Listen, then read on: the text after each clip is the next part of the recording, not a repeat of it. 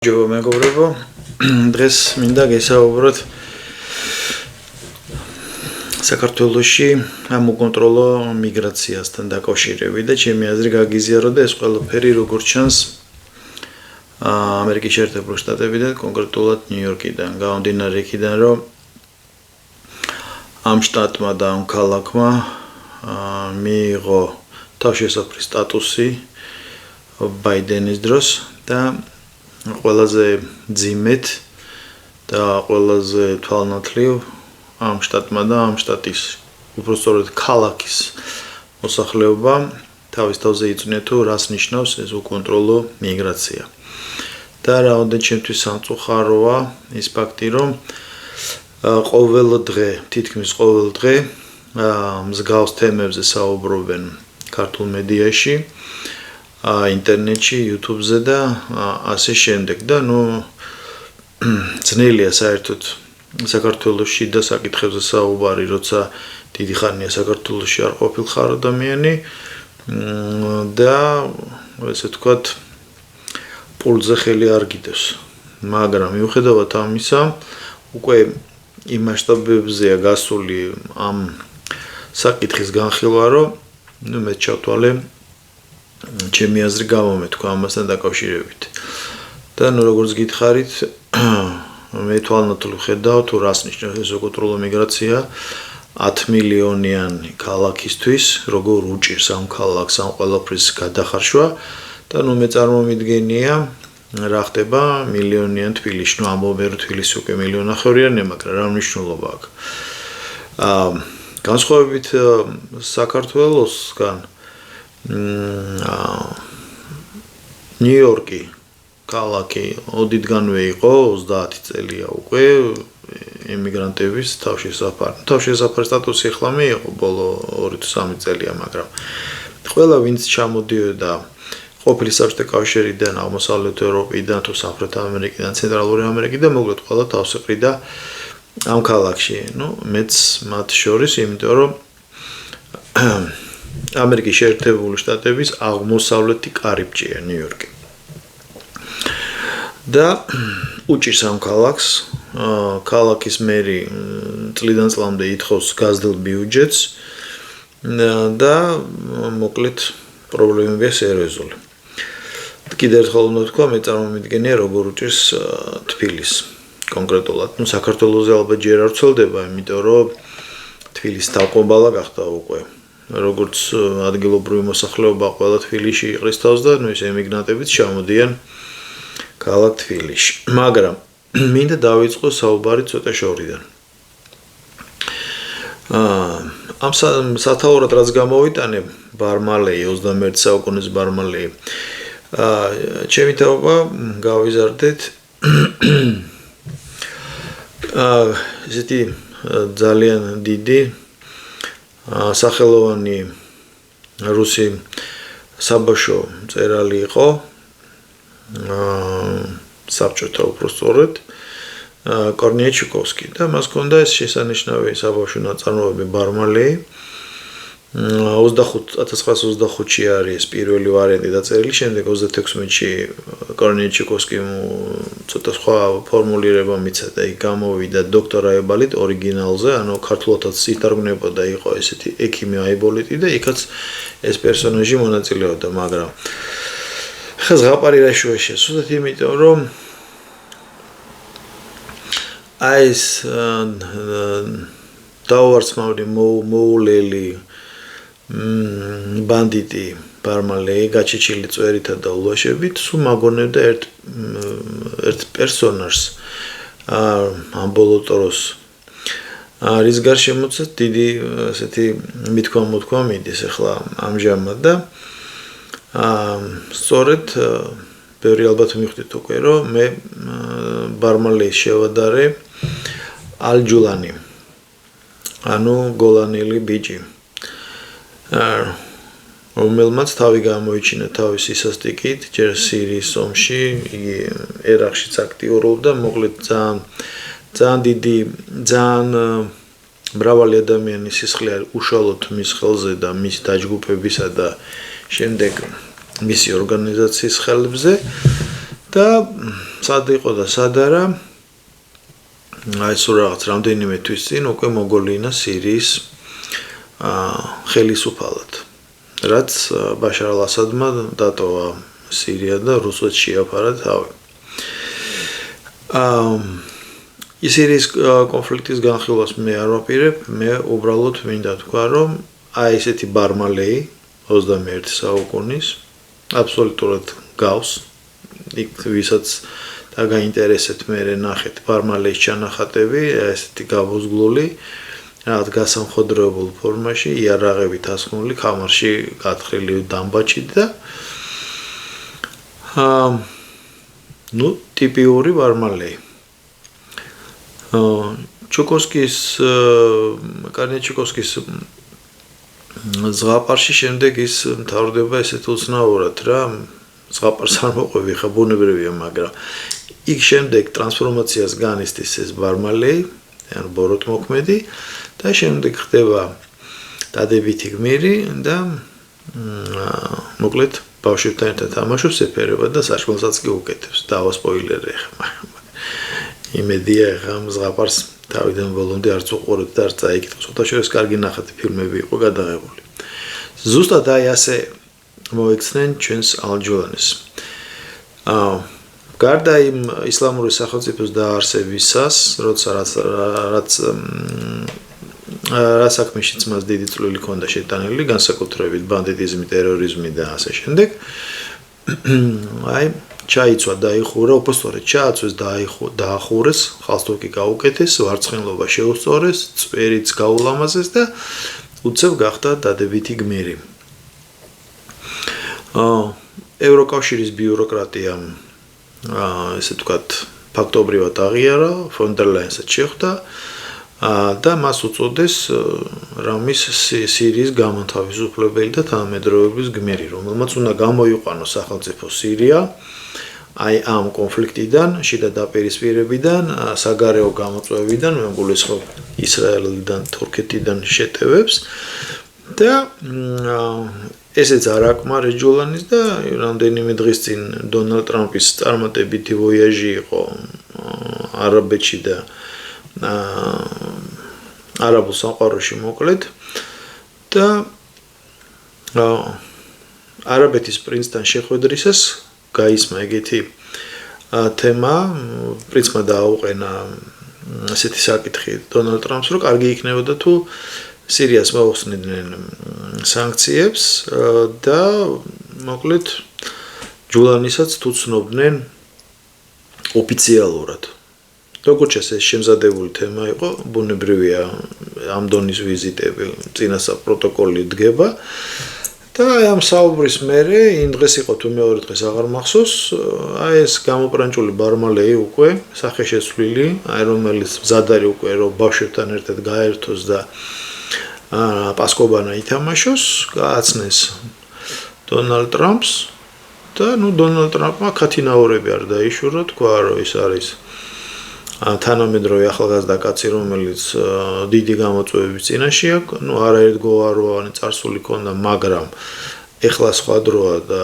ასე შემდეგ როგორც ამერიკაში ამბობენ ბლა ბლა ბლა და ბარმალეი მოგოლინა უკვე ოფიციალურ ლიდერად აღიარებულ ლიდერად ესე იგი ევროპამ ხო აღიარა ტრამპმაც ხო აღიარა და სულ რაღაცა კიდე ალბათ ყველას გვახსოვს რამდენიმე თვის წინ მუსრი გაავლო ალავიტებს და ქრისტიანებს სირიის მოსახლეობის. აი ისეთი ვიდეოები ვრცელდებოდა, რომ ამის ყურება ეხა მე მრავალი ვიდეო მაგრამ ნახე ალბათ როგორც ჩემი თაობისას ეხა ზოგს ნატურაში გვაქვს ნახე მსგავს ტრაგედიები ეხა ვინც საბჭოთა ჯარში იყო, ვინც სამოქალაქო ომში მიიღო მონაწილეობა, ვინც საქართველოში მიმდინარე კონფლიქტებში და ასე შემდეგ, მაგრამ ეს 21 საუკუნეში როცა ისლამური სახელმწიფო თითქოს უკვე ჩავლილი ამბავი იყო, აი მოევლინა ეს ბარმალეი სირიას და ზუსტად იგივე გაიმეორა. აი სოფლები რო გამოყავდა და ესე 4-ზე აყენებდნენ და აყეფებდნენ, ვითომ ძაღლები იყვნენ და ეს კოლონა მოდიოდა, მერე გაყავდათ სოფლის ბოლოში და იქ ხრიტავდნენ სათითაოდ. და არც ქალებს ინდოდნენ და არც ბავშვებს. ყველაზე აუტანელი და საშინელი ის იყო, რომ ვრცელდებოდა უამრავი ვიდეო იყო, როცა 12-13 წლის ბიჭგოგოებს როგორ ექცეოდნენ. კლავდნენ საბოლოო ჯამში. აი დამცირების მერე. და აი ესეთი კაცი, ესეთი ბარმალეი მიიღო ევროპელებმა და ეგრე ტრამპმაც ხელი ჩამოართვა. და გახდა უკვე ოფიციალური ხელმძღვანელი სახელმწიფო სირიის სახელმწიფოსი და ჩაცმულდა ხორული გალსტუკში გამოწყობილი, უკვე შელამაზებული, მოგვივლინა როგორც დადებითი გმირი. მე უკეთესი ანალოგია ვერ ვნახე და იმიტომაც დავარქვი ეს ათეორი, იმიტომაც გავეხსენე ეს ზღაპარი. სხვათა შორის მე მგონი ურსულა ფონ დერ ლაიენმა თქვა, რომ აი ეს წმენდა როცა მოაწყო ჯოლანი იმაში სირიაში ამ ბოლო პერიოდში ალავიტებს და მართლმადიდებელ ქრისტიანებს რო დაერია. და ძირითადად მართლმადიდებელი ქრისტიანები არიან. და რო გაწყვიტა ევროპის პოლიტელიტამ ეს შეაფასა როგორც ბაშარ ასადის მიძინებული წინააღმდეგობრივი ჯგუფები, რომლებიც თურმე ალჯოლანს უწევდნენ წინააღმდეგობას და იმიტომ მას მოუწია ესეთი გადამეტებული აგრესია გამოეყენებინა, რომ ეს ბაშარ ასადის დანატოვარი თურმე გაინადგურებინა ბოლომდე, გაამართლეს კიდეც. და ესეც არ აკმარეს და დონალდ ტრამპი ჩავიდა და რაღაცა 3 ტრილიონი წაიღო არაბეთიდან და ყატარიდან ჯამში და ალბათ ეს უღირდა იმათ, რომ ეს ბარმალეი ეღიარებინა ხელი ჩამოერთვა და ის კათინაურები ეთქვა. ბევრი რამე ვიცოდი, რომ არ უნდა გამკვირებოდა თანამედროვე პოლიტიკაში, რაც ახლა ხდება, მაგრამ რაღაცა სხვა საზღვარი აქვს. მე როგორც ჩანს არ აქვს საზღვარი. და დრო მოვიდა ესეთი, რომ ფულის გულისთვის, როგორც ევროპელები, ასევე ამერიკელები, კრებსითაც იმიტომ ამბობ, რომ მნიშვნელობა არ აქვს ალბათ უკვე ტრამპის მერე ვინ იქნება, ისიც ანალოგიურ კურსს გაატარებს. ევროპელები როზნე დაცემულები არიან, ამაზე ცალკე ვიდეოს ჩავწერ, დამიგროდა უკვე სალაპარაკო. აი ამის შემდეგ, როცა მან აღიარა ფაქტობრივად ალჯოლანის ხელისუფლება და თლიანად ამ არაბულ სამყაროს გაუხსნა გზა წონეშუქი მიცამ დიდ სოფლიო პოლიტიკაში და ეკონომიკაში. პარალელურად რაღაც ირანთანაც ამ პერიოდში ალაგებდა სიტუაციას და მისი სტრატეგიული პარტნიორი ამერიკის შეერთებული შტატების სტრატეგიული პარტნიორი ისრაელი და მისი პრემიერ-მინისტრი ბიბი ნეთანიაჰუ ელოდებოდა ამ ვოიაჟის დროს და ტრამპი არ ჩავიდა. სტრატეგიულ პარტნიორთან არ ჩავიდა, თუმცა იმ რეგიონში იმყოფებოდა. და რატო? იმიტომ რომ 3 ტრილიონი ქონდა წამოსაყრები და იმიტომ რომ ბარმალე იყავდა გასაправებელი. და ჩვენ გვიკვირს, რომ ვიღაცა $5,000 ნაყიდი ჯო ვილსონი, რომელმაც კონგრესში ორონტრიალი დაატრიალა, მოაწყო პროსტორეთ, რომელსაც ალბათ სენატიც ხარს აუვავს და მე ტრამპი დააგვირგვინებს, ჩვენს გვიკვირს. პირადად მე მიკვირდა, მაგრამ აი ამ ვოიაჟის მერე და ტრამპის ამ საქციელის მერე მე უკვე აღარაფერი აღარ გამიკვირდება ალბათ. როცა მისი სტრატეგიული პარტნიორი და მისი უკვე მეგობრები აღარ არიან, მაგრამ კარგი ამხანაგი ბიბი ნეთანიაჰუ ფაქტობრივად დაიკიდა ფეხებს. ირანიც მოუგვარებელი დაუტოვა. ხუსიტებთან თქვა, რომ ხუსიტებთან მე პრობლემა არ მაქვს და მე არ დავბომბავდა, თქვენ თვითონ გაარკვიეთ. და როცა ისრაელს თავის სტრატეგიულ პარტნიორს ამერიკის თვალს და ყურს ახლო აღმოსავლეთში აი ესე მოექცევა, საქართველო კიდევ ერთხელ ამბობ, წინა ვიდეოში თქვი, არც იცი სად არის, არც აინტერესებს სად არის, არც ტრამპს და არც მის ადმინისტრაციას. და ის 365 კონგრესმენი იყო, მე მგონი თუ არ მეშლება, ვინც ხელი მოაწერა, არც იმათ არ იციან საერთოდ სად არის საქართველო. აი, ესეთი სიგიჟეა. და ამას მოყვება, უკვე მოყვა ისედაც ისლამს ჰქონდა ესე თქვათ აქტიური საგარეო პოლიტიკა გლობალურად ისლამს ვამბობ, არა აქვს მნიშვნელობა შიიტები არიან სუნიტები, ამას მე დავარქი პოლიტიკური ისლამი. რომელიც თავის გავლენებს აფართოვებს მთელს მსოფლიოში. ეხლა რას გულისხმობ? სირიის ამბები ხო გასაგებია. თურქეთის ამბიციები და დიდი თურანის ხო გასაგებია. ირანის ამბიციებიც ხო გასაგებია. ეს რაც მათი რეგიონალური ზონაა და რაც ფიზიკურად და გეოგრაფიულად მათი არეალია. ამერიკის შეერთებულ შტატებში აქ პალესტინის დროშას ამოფარებული ისლამისტები აი დღეარ გავა ფაქტობრივად რომ რომელიმე სახელმწიფო დაწესებულებაში ან უნივერსიტეტებში არ შევარდნენ. არ შედიან, არ შემშლიან, რომ არ შევარდნენ. იკავებენ აუდიტორიებს, წვავენ, ანგრევენ და პალესტინის დროშის უკან ამოფარებულები არიან რადიკალური ისლამისტები. ევროპაში რაც ხდება, ხო ნათლად ხედავთ, ხო? გერმანია ფაქტობრივად კასტრირებულია, სამხრეთ საფრანგეთი ალჟირელებს უჭირავდა მაროკოელებს, ანუ აფრიკელებს და იტალიაშიც იგივე ხდება, განსაკუთრებით სამხრეთ იტალიაში. და ამ დროს ეს ჩემი მცირე ექსკურსი და მივადექით საქართველოს.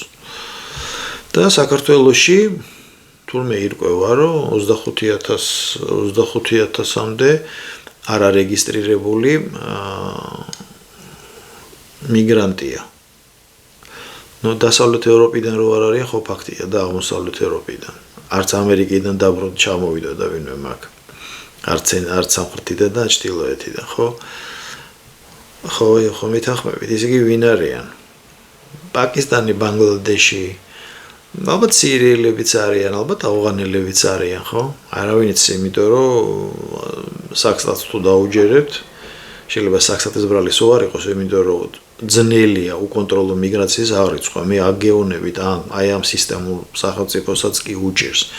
ვერ დათვალეს 4 წელიწადში ბაიდენის მმართველობის დროს რამდენი მიგრანტი არის შემოსული.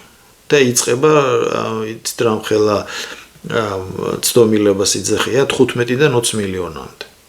წარმოიდგინეთ. და ამიტომ არც საქსტატის მიკურს, რომ ზუსტი ინფორმაცია, შეიძლება ამბობენ, რომ ზუსტი ინფორმაცია აქვს, მაგრამ რას იშოს, არაოფიციალური თუ არის საქსტატში როგორ დარეგისტრირდა, ხო?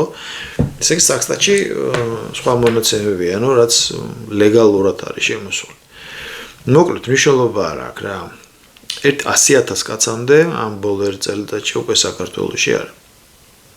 და ამას დაეხმარება იდეური პლატფორმა. რაც ახლა მოხდა, რაც მე მოვყევი აი ბოლო 10 წუთის განმავლობაში და ტრამპი ეს დააგვირგვინა ფაქტობრივად. ანუ გზა აქვს ხსნილი. ესეა საქართველოში აზერბაიჯანელები ჩვენი ძმები ცხოვრობდნენ და როგორც თბილისში, როგორც სხვა რაიონებში და კომპაქტურად იყვნენ დასახლებული სამხრეთ აღმოსავლეთ საქართველოში, თანაცხოვრობდნენ ქართველებთან, იქ ჩვენი სვანებიც არიან აი უბედური შემთხვევების მერე რომელიც ჩასახლდა და ასე შემდეგ. და ეს ჩვენი ორგანული ნაწილია. ეს აზერბაიჯანელები მონაწილეობენ საქართველოს ყოფა ცხოვრებაში, არიან პარლამენტში, არიან ფუნქციონერები ადგილზე და რეგიონალური მასშტაბიდან ქალაქშიც და ჩვეულებრივი საქართველოს მოქალაქეები არიან. 99% ქართული იცის და იციან რას ნიშნავს ჩვენი ადათი, წესები, ტრადიციები. და ჩვენ ვიცით მათი ტრადიციები ზოგადად. და ჩვენ თანაცხოვრების დიდი ისტორია გვაქვს, უდიდესი ისტორია. ეს ახალი ხალხი რო ჩამოვა, დამიჯერეთ აქ ამერიკაში, ნიუ-იორკში არ ცნობენ არაფერს აბსოლუტურად. და ეს კიდე ინტერნაციონალური სახელმწიფო და ქალაქ ნიუ-იორკი მით უმეტეს, მაგრამ აი ევროპაში, სადაც ეროვნული სახელმწიფოები იყო ჯერ კიდე 5-6 წლის წინ, ხო? იქ არ ცნობენ არაფერს. აი რა ახასიათებთ? აი მაგალითად აქაც აი ჩინელები სხვათა შორის ესე ცხოვრობენ. ანუ უბანში იდგამენ ფესვს და იმ უბანში შემდეგ ვითარდებიან. ანუ თავის სკოლა, თავის სასკოლო ავტობუსები და ასე შემდეგ. ასევე იქცევიან ბუნებრივია აი ეს მაჰმადიანი ნიუ-იორკელები. სხვადასხვა რეგიონებიდან არიან. მე ესე ვერ ვარ ჩაცმულობაზე ვატყობ, რომ მუსულმანები არიან. და თავიანთი სკოლა აქვს, თავიანთი ყვითელი ავტობუსები, სკოლბასები ესო თავიანთი. და აი ესე ცხოვრობენ. მაგრამ ნიუ-იორკი დიდი 10 მილიონიანია და ეს ქალაქი თავიდანვე არის ინტერნაციონალური. აქ ეთნიკური და აღსარებლური ნორმით ერთმანეთის დიფერენციაცია არ ხდება. ეგ არის უბედურება, მაგრამ ეს ამის დამახასიათებელი ნიშანი. იმიტომ ცხოვრობთ ყველანი აქ, მაგრამ ეს ამათი ნებაა და ამათი გადასაწყვეტია. თბილისი ხო სხვა საქმეა რა. ერთი ბეწო საქართველოს, რომელიც რუქაზეც არჩევს.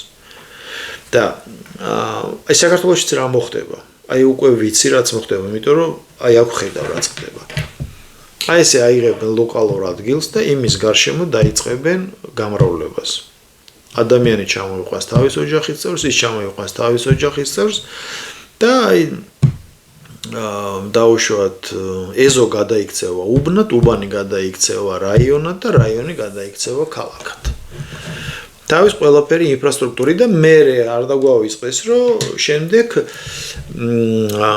თავის შიდა წესებით მოაწყობენ სოციალურ სისტემას. შარიათის კანონი იქნება, იქ თვითონ დაალაგებენ ურთიერთობას, თავის სამართალი ექნება, შიდა სამართალი, ანუ საქართველოს მილიციას კი არ მიმართავენ, პოლიციას, ან სასამართლოს რაღაც სადაო საკითხზე. აი ესეა. და აქ ცხოვრობენ სოციალური პროგრამები. ევროპაში ხო სოციალური პროგრამები ცხოვრობენ. არავის მუშაობა არ უნდა. იმიტომ ჩადიან იქ, რომ სოციალური პროგრამით იცხოვრონ. 4, 5, 6 შვილი ყავდა, ნუ მაგა ტრადიცია აქვთ, ხო ჩვენგან განსხვავებით, ხო ეს იყო და მეთანხმებით. აი ესე გამრავლდებიან და ნუ ეს იქნება ტვირთი. ხო ჩვენთან საქართველოს სოციალური პროგრამები არ არის, იმიტომ რომ ქართველებისთვის არ ყოფნის თავრობა სოციალური პროგრამები. ანუ რა დაიწყებენ დამატებით საქმიანობას. აი ის მიტანის სერვისები რაც არის, გლოვი და რაღაცეები ყოფილა, ხო დიდი ხანი არ ვარ და მე დაარსდა ეს ყველაფერი, ხო? აი იმით დაიწყებენ. ეს დაიწყეს ყველგან ევროპაშიც 8-10 წლის წინ. მიტანის სერვისი ესეთი მომღიმარე ბიჭუნები იყვნენ, მე ნელა-ნელა მოუშვეს წვერი, მე ბალაკლავა გაიკეთეს, ანუ ნიღბები ესეთი, ჩალმიანი ნიღბები, მე ჩაფხუტები დაიხურეს და დაქრიან მე. ევროპაში რასაც აკეთებენ ხედავ და აქაც იგივეა. უბრალოდ კიდევ ერთხელ ეს ქალაქი იტანს ამას, იმიტომ რომ თავიდან კიდევ ერთხელ ვთქვა, ეს ქალაქი არის ინტერნაციონალური. აქ არავის არაფერი არ უყვირს, იმიტომ რომ ესე ცხოვრობთ ყველანი. უბრალოდ აქ ვახერხებ და ერთმანეთის პირად სივრცეში არ გადავდივარ, თუმცა ეს დროის ამბავია, ხოლმე ესე აღარ იქნება. აი ესე გააკეთებენ. მიტანის სერვისი მე გადაიზდება რაღაცად, რამდენიმე საზღვაო ობიექტს გააკეთებენ. და იქნებიან ლოკალურად. აი აქაც ხსაც მე ვცხოვრობ, ცენტრალური ქუჩა არის ერთი ესეთი კონი აილენდ ავენიუ ქვია და ჩაყოლებაზე არის მოკლედ პაკისტანელების, ბანგლადეშელების და ასე შემდეგ კილომეტრიანი, 2 კილომეტრიანი მონაკვეთია. თავის ასურსათოები აქვს, თავის ასკვებიები, დამახასიათებელი სურნელი, დამახასიათებელი საკვებით, დამახასიათებელი სამოსით. ეს იმას კი არ ნიშნავს, რომ მე რო შევიდე, შესულვარ და მიყიდია. მაგათ მაგათი პროდუქტი არა, მე ვამბობ, აი ჩვეულებრივი პროდუქტი რაღაცა, ნუ აი პური, კარაკი, ყველი, აქ ეგეთი რაღაცაც, მაგრამ ეს არის სუმაგათი. და თავის მაღაზიაში და თავის ქსელში აბრუნებენ ამ თავის ნაშოვნივე ფულს. ზუსტად იგივეს გააკეთებენ თბილისში. და ახლა ეს რაც შეეხება ლეგალურ სამუშაოს. და ეს ლეგალური სამუშაო რო არ ეყოფათ. იმიტომ რომ სამუშაო ადგილები ქართველებისთვის არ არის, ხო? სოციალური დახმარების პაკეტები ხო მჭირს, ყველამ ვიცით, ხო, როგორი მწირი მოცულობა, იმიტომ რომ რესურსიც არ აქვს ქვეყანას. და მე ხელს მიყოფენ იმას რაც ყველაზე კარგად გამოსდით რა. ჩვეულებრივად ივაჭრებენ არალეგალური ნარკოტიკით. არა აქვს ამას მნიშვნელობა ქიმიური დამზადების იქნება, ბალახეული თუ ასე შემდეგ. ამას გააკეთებენ. თვითონ არ ხმარობენ, შენ მოგახმარენ. ესე იქცევიან ყველგან. ესე იქნება. ამ ყველაფერში ძალიან დიდი როლი მიუძღვის სხვათა შორის დასაქმების სამსახურს. დასაქმების სამსახურს არასწორად ვამბობ, დამსაქმებელ სფეროს. აი მიტანის სერვისში რატო დასაქმდნენ? არ ვიცი ახლა მაგ როგორ არის, ტარიფია ახლა თუ ქართველი დადის და რაღაც ტარიფად მიაქვს, ასევე მიაქვს სხვასაც იგივე ტარიფად, ხო? მე არ მგონია რომ ახლა ეთნიკური კუთვნილებით დავუშვათ პაკისტანელზე უფრო მეტი ტარიფი იყოს. არ მგონია, ეს ჩვეულებრივი ამბავია. მაგრამ ხო ჩაჯდნენ, ხო გამოედევნა ეს ქართველი ახალგაზრდობა, ვისაც ეგრეთ წოდებული დამატებითი შემოსავალი ჰქონდა, ხო? ასევე არის სამშენებლო ბიზნესი, ასევე არის მე ვიცი ქარხნები, სადაც მოშახელი არ ყავთ. და აი ამ ყველაფერს მიესალმებიან. მე არ მინდა დავიჯერო, რომ ეს ორგანიზებული ფორმაა. და მათი სწორად რო თქვა, მათი დაკვეთით შესაბამისმა კომპანიებმა შემოიყვანეს ეს ხალხი. არ გამოვრიცხავ, იმიტომ რომ ევროპაში ესე დაიწყო და მივიდა იქამდე, სადაც მივიდა. აქაც ბაიდენს ერთ-ერთი არგუმენტი ის იყო, რომ რად გვინდა ამდენი, იმიტომ რომ იზრდება ქვეყანა და მუშახელი არ არისო და ნუ ამერიკელები ზარმაცები არიან, lazy people. არა lazy people არის ამუშაო არც ისე ბევრია თორე ამერიკელებიც იმუშავებდნენ ისე რა თქმა უნდა ეხა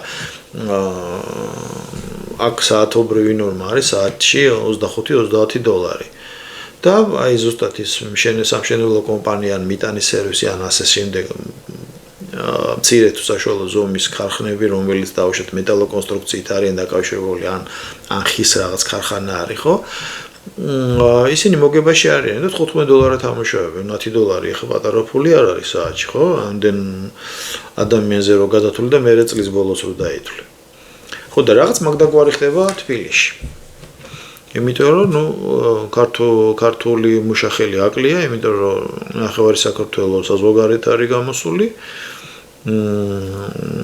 და ვინც არის ალბათ იმდენად დაბალი ბიჯი აქვს ეს სახელფასო რომ იმას მართლა ურჩევნია რომ ტაქსზე დაჟეს და იმუშაოს რა დღეში 12 საათი იმუშაოს და თუ დავშე თავის სახში ვერ წავა და მომიჯნავე რაიონში ცხოვრობს ან საერთოდ ზოგი დასავლეთიდან მოდის თურმე არ ვიცი და ზოგი აღმოსავლეთიდან შეიძლება იმას ურჩევნია კიდეც რომ ის სამუშაო პერიოდის შორის მანქანაში გაათენოს ღამე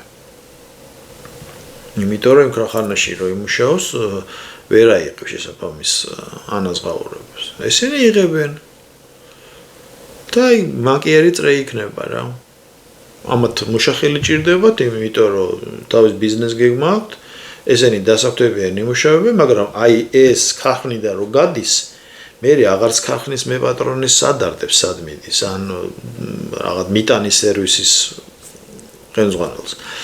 და არც იმ ხალხს აინტერესებს, ვინც ამის ორგანიზება მოახდინა არალეგალად 25-30 კაცი შემოყვანეს. ეს ხო სპონტანურად არ არის. ეხლა ნავებით ხო არ ადგებიან, ეხლა ხო მტკვრით ხო არ ამოდიან უკან, ხო? ესე იგი, ეს თვითფრინავით შემოსული, ხო, ფაქტია, ხო? აბა საიდან? რუსეთიდან ესენი ვერ შემოვიდნენ, გამორიცხული აფხაზეთი დაკეტილია. ნუ აბა ბათუმი და შავი ზღვით, ესე იგი გემებით, რა მნიშვნელობა ნავით ხო არ მოადგება, ხო, ეს ხო არ არის, რა ქვია. ესპანეთსა და აფრიკას შორის რაღაც ხილული მანძილი რო არის მართლა ნავით რომ მოიდუმო რომ გადაცურო. ესე იგი ორგანიზებული იყო ხო და იმას ვამბობ. სამუშაო დროის მერე უკვე დამსაქმებელს არ აინტერესებს აი ამ მასას რითის ცხოვრობს და საერთოდ რას აკეთებს. ვინ შემოიყვანა ეს ყველა ეს მასა არც იმას ადარდებს, იმიტომ რომ ალბათ თავის გასამჯელოა იყო. და დააწვევა მოსახლეობას. და ალბათ ნუ შინაგან საქმეთა სამინისტროს, იმიტომ რომ ახლა რა ვიდეოებიც იდება, რა ვიცი მე, დიღმის პარკში ის მოაწყეს, რა ქვია. რამის ცხარი გაატყავეს და დიდი ის ჰქონდათ. რაღაც თავყრილობა და ზურნა და დუდუკი შუაღამის და იგივე რამე აქ რო გააკეთო აი აქ ბრუკლინს თავის პარკი აქ ესეთი რამე რა გააკეთო აი მაგ საათობრივ პერიოდში ხო დაგაკავებენ უეჭველი ბორკილები გარანტირებული გაქვს და სასამართლო ძიებები დაიწყება არავინ უფლებას არ აძლევს არსად ესე მოიქცეს ესეა და მე მეჩეთების რაოდენობა რომ გაიზრდება კიდევ ერთხელ დიდი პატივისცემით მაჰმადიანი მუსლიმების წინაშე მაგრამ მე აქ ლაპარაკი არის რომ ეს უკვე სხვა ტალღაა სხვა შემეცნების ხალხია ისინი ჩვენთან ერთად ცხოვრობენ კიდევ ერთხელ ამათ საერთოდ არ აინტერესებს ამათ არ აინტერესებს ევროპაში არაფერი ამათ არ აინტერესებს აქ ამერიკაში არაფერი და ასევე არ დააინტერესებთ თბილისში არაფერი საქართველოში და ეს კერები რო გაჩნდება ეს ჯერ სალოცავები მერე მეჩეთებად გადაიქცევა მერე მრევლი განვლდება და ასე შემდეგ ხო მერე ეს ისეთი პატარა ქვეყნებთვის როგორც საქართველოა დამიჯერეთ ეს იქნება სერიოზული პრობლემა იმიტომ რომ მე ამას აქ ვხედავ აი ამ 10 მილიონიან თუ 12 მილიონიან ქალაქში უკვე ნიუ-იორკში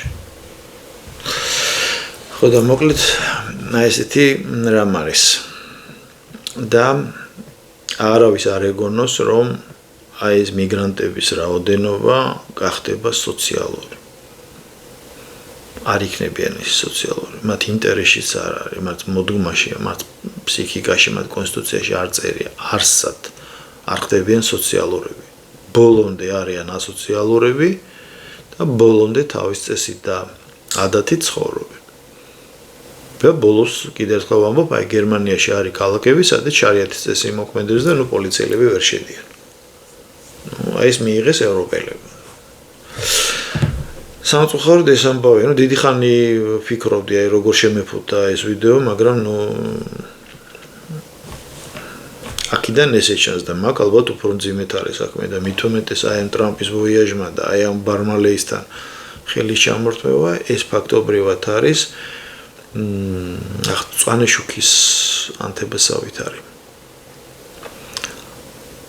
რაც ევროპაში ეს რეაქციონერული ისლამისტები რასაც აკეთებენ, რაც ამერიკის შეერთებულ შტატებში აკეთებენ, რასაც აკეთებენ რუსეთში, შუა აზიიდან შეჭრილებენ. სერიოზული პრობლემა აქვს რუსებს. მე ნიუსებს ვუყურებ თითქმის ყოველ დღე. მოსკოვის ოლქში არის კოშმარი უკვე. აი კოშმარია. და უკვე იქნება არაფორმალური ესენი დაჯგუფებები ადგილობრივი მოსახლეობისგან და დადიან და იცავენ ქალაქს. იმიტომ რომ პოლიცია უკვე კორუფციაშია ჩაფლული, პოლიციის უფროსის დონეზე. საგამოძიებოს ცალკე თავის წილი აქვს პოლიციას რეგიონალურ პოლიციას რა ერქვა ჩვენთან. მოკლედ, აი უბნებში რომ დადიოდა და რო აკონტროლებდა, იარაღიც რო არ ქონდა სახმართველთან ერთად. აი ისიც კი ნაყიდი ყავთ. და ზუსტად იგივე მოდელი ვითარდება იქაც არის აი მაგალითად ფრინველის ფაბრიკა, ხის გადამამუშავებელი საამქროები, რკინის კონსტრუქციების ქარხნები და ასე შემდეგ. Ну, იქ ახლა პაკისტანიდან და იქიდან არაბეთიდან არ არიან ჩასულები. იქ პაკისტანი, ბანგლადეში, ინდოეთიდან, ინდოელები იყოს კიდე რა უჭერს, ხო? და არც ჩრდილოეთ აფრიკიდან არ არის, იქ არის შუა აზია, რუსეთს თავის ისა აქვს, თავის აფრიკა აქვს, მოკლედ ესე რომ ვთქვა და თავის არაბეთ. მთელი შუა აზია იქ არის ჩასული. და ზუსტად ჩაიყვანეს დამსახმებებლად, ორგანიზება მოახდინეს. ხო და არ მინდა რომ დავიჯერო რომ საქართველოში ზოგავსი ორგანიზებული ის არის რა ქვია ეს 25000 კაცი უცებ ისე უცებ გაჩნდა ხო ის აუცილებლად თვითონ შემოღო 25000 კაცი თუ ამას აქვს ორგანიზებული სახე ნუ ეს მისახედია იმიტომ რომ არ გეგონოთ რომ დრო გვაქვს წელიწადი ან 2 წელიწადი და გასუფთავდება არა აი შეიძლება 6 თვეში დადგეს კრიტიკული ზღვარი მოკლედ მე ჩემი აზრი გამოვთქვი რა და მე ვინც მიყურებთ, ეხლა მე ხო უყურებ, ეხლა რა მოცულობა მიყურებს, თალკე YouTube-ზე, თალკე Facebook-ზე, ბუნებრივია მწირია, სწორად 3 თვეა დავიწყე, მაგრამ თქვენ ახლობლებს უთხარით, იმ ახლობლებმა თავიანთებს უთხრათ და აი ესე რაღაც სოციალური ფონი უნდა შეიქმნას. წინააღმდეგ შემთხვევაში მაგრა გაჭირდება. და მაგრა გაჭირდება ეს ისეთი რბილი ნათქვამია, იმიტომ რომ თან ჩვენი ხასიათი მე ხო ვიცი, აქ რაც ხდება, აქ როგორ გითხრათ, BLM-ის დროს თეთრ ბიჭგოგოებს რომ მუხლებზე აყენებდნენ, აჩოქებდნენ და ბოდიშს ახდევინებდნენ შავკანიანებზე. ფონად ჩანდა ყოველთვის, მე თვითონ არა ვარ ამის შემსწრე. მე უერესი შემსწრე ვარ და მე ერთ ვიდეოში მოყვე, მაგრამ აი ფონად ჩანდა რა, რომ ვიღაცა კოსტუმში გამოწყო მანჰეტენზე გაწყდებოდა და მიდიოდა თავის საქმეზე, იქ რაღაც ქალბატონი მიდიოდა თავის ჩანთით. თითქოს არავის არაფერი არ აინტერესებს. ჩვენთან ხო ესე არ იქნება. ჩვენთან ხო რუსებშიც აი ხა მოდია მოსკოველები და რუსები აზე უკვე რო გაექცა სიტუაცია. და იქამდე მე ვიდა რომ არაოფიციალური ფორმირებებს ავალებებენ. ჩვენთან ხო ესე არ არის. ერთს მოვარტყავენ, მესამეს შეურაცხყოფას მიაყენებენ, ღმერთთან უკნას ვიღაცა გააუპატიორონ და დაიღურება სისხლი. და იმას მოყვება შეუცევად. ნუ თუ ეს ავი ხო ჯერორი 4-ია ხო და ამიტომ მე ჩამაზრს ვამბობ. ვინც მეთანხმებით თქვენ ახლობლებს და თქვენ მეგობრებს უთხარით, რომ ეს რეალურად არის სერიოზული პრობლემა. ეს კიდე არაფერი იქნებოდა და ამაზე შეიძლება არ მესაუბრა, მაგრამ ეხლა რაც მოხდა, როცა ამერიკის შეერთებული შტატების პრეზიდენტმა 3 ტრილიონის სანაცვლოდ გადაეხვია ბარმალეის და თავის საკვანძო პარტნიორი, თავის ყური და თვალი ახლო აღმოსავლეთში ფაქტობრივად იგნორი გაუკეთა, ხო? დამიჯერეთ ჩვენ არავის არ ვემახსოვრებით. არავის და გადაგვივლიან რა, აი ელემენტარულად. ეხლა თამამად შემილია ამის თქმა რა. კარგით, მოკლედ ასეა და დიდი მადლობა ვინც მისმენდით და აბა თქვენ იცით და აბა ჩვენ ვიცით რა. რაც შეიძლება სოციალური აზრი გავუვიდეს, რომ ასე გაგრძელება არ შეიძლება. ძალიან დიდი მადლობა, კარგ ბრძანდებოდეთ, დიდი მადლობა ვინც მისმენდით და გააზიარეთ, გამოიწერეთ ჩემი არხი და